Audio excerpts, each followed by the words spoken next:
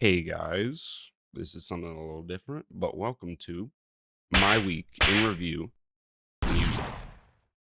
I listen to, at bare minimum, 2 albums a day, every day. Um, and so I've listened to a lot of music, and I love music. It's everything I love about the world is music. So I thought, why not talk about it? It's fun for me. Hopefully, it's fun for someone. So I want to make this a regular thing. Today, I'm going to start off with a little bit more than a week. The first quarter of 2025. We're 3 months in as of the time of recording this. So that's a quarter. That's fine. That's good.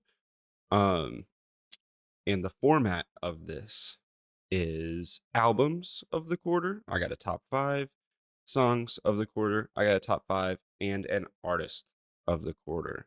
I'm just going to go through the list, give a couple thoughts on them, stuff like that.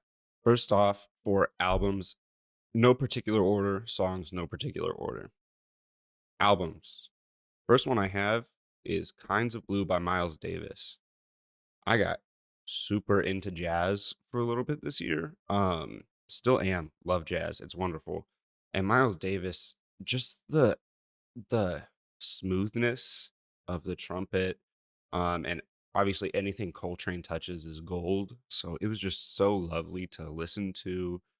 If you're going on a walk and it's like nighttime or something, which be safe, Yay! but like it's wonderful. Listen to it. Next up, I have Dark Times by Vince Staples. This is one of my favorite rap albums, I think, ever.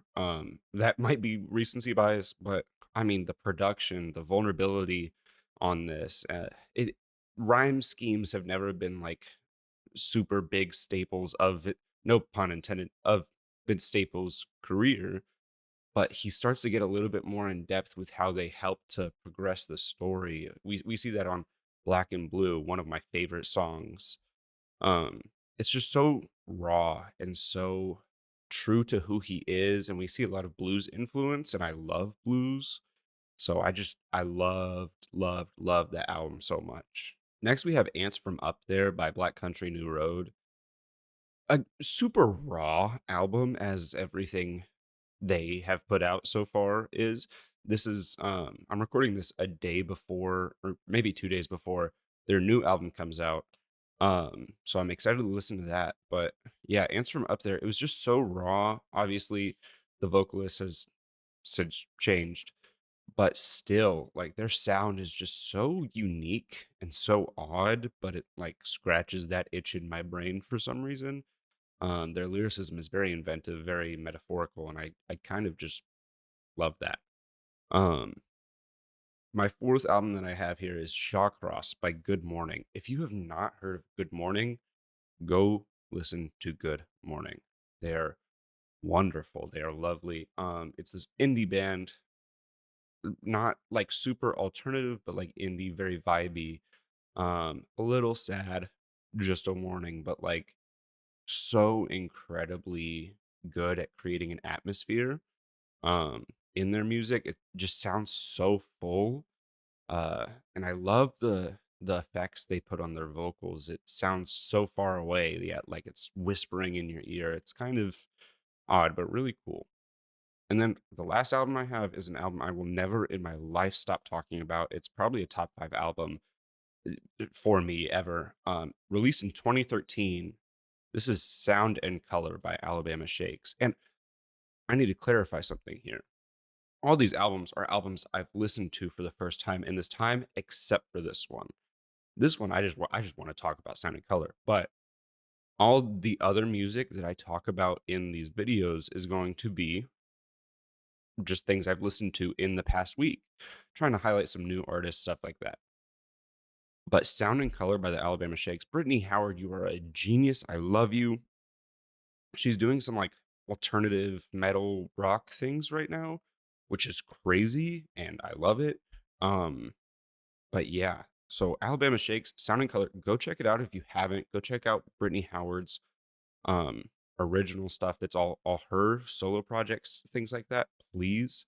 She is one of the most talented vocalists I've ever heard in my life. The song Sound and Color is also featured on the movie Waves. It's a wonderful film. Go watch it if you haven't already. But just the way they create emotion so unique to each song, both lyrically and sonically, is just so wonderful, and it fills you with that emotion so easily and so quickly. It makes me wonder what they put in those, but yeah, that's all the albums I have. So to wrap up, we have Kinds of Blue, Dark Times, Ants from Up There, Shawcross, and Sound and Color. Wonderful albums. Go check them out if you haven't already. They're so good. Now, songs of the quarter, you're gonna see a theme here. A lot of the songs I have here are from albums that I just listed. Um, but there are some new ones. I do want to spice it up a little bit, and during the weekly ones, it should be a bit more different. Um, but yeah, so for my first song I have here, it's Black and Blue by Vince Staples. Just such a perfect song. The chorus isn't too catchy to where it starts to get annoying after a little bit. It's so perfectly placed in between verses that seem to flow seamlessly into it. It portrays a perfect picture of Vince's mental state where he feels beat up due to his own past and his own self. It's just so raw and so emotionful. That's what I was gonna say. So full of emotion. Um, and I just appreciate that so much. Um, yeah. The next song I have is Flamenco Sketches by Miles Davis. Perfect song. If you haven't heard it already, just that whole album, I said it once, I'll say it again.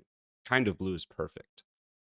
Just so incredible. Flamenco Sketches is wonderful. Um, go listen to Round Midnight, Round About Midnight too, the album that's featured on. Go listen to Charles Mingus, Clifford Brown, all them. These are needless shout outs because if you're into jazz, you've heard of these people for centuries almost, but please just go listen to jazz. It's so lovely. Next up, we have Warned You by Good Morning off of Sean Cross. You you should have seen this coming. Warned You, it's just so perfectly melodramatic. It's very like indie movie cutscene montage, and I vibe with that a lot. Um, Yet again, another good Nightwalk song. So if you want to do that, go do that. But yeah, just very vibey. It does get kind of repetitive at points, but for me personally, it was so easy to re-listen to. Next up, we have Curly by The Killins. If you have not heard of The Killins, go hear about The Killins.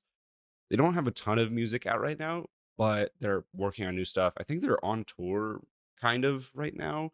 Um, they made Why Is It Light Out, one of my favorite songs of last year. But Curly is just so real. It's so obvious that this is so clearly based on a true story, even in just listening to it, not even looking into the band and Jack and like all of the narratives that he has with his songwriting.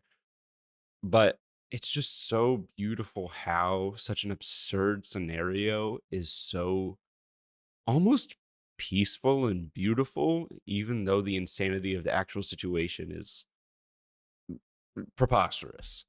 Next up, going back to rap, we have 94 Camry Music by Femdot. This is also my honorable mention album. I know I'm only said I'll have five, but like, go listen to Femdot.